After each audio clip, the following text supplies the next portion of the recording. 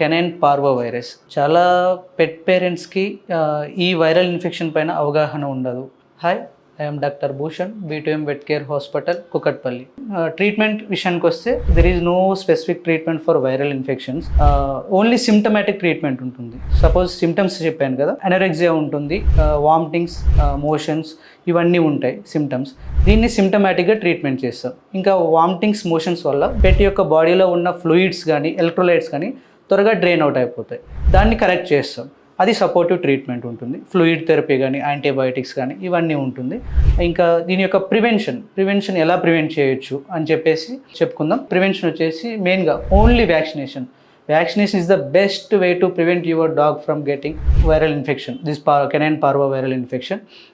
ఇంకా వచ్చేసి certain age నుంచి మనం వ్యాక్సినేషన్ స్టార్ట్ చేస్తాం. ఆ వ్యాక్సినేషన్ సిరీస్ అయిపోయేంత వరకు డాగ్ని సోషలైజేషన్, అంటే వేరే డాగ్స్తో కాంటాక్ట్ అవ్వడం కానీ, బయటికి తీసుకెళ్ళడం అలా చేయడం ఆపేసేయండి. ఎందుకంటే అదే ఏరియాలో వేరే already infected dog faeces pass చేసి ఉండొచ్చు. దానివల్ల పప్పీస్కి ఇన్ఫెక్షన్ ఈజీగా అటాక్ అయ్యే ఛాన్స్ ఉంటుంది. ఇదొకటి పెట్ పేరెంట్స్ అవాయిడ్ చేసుకోండి. Okay, thank you.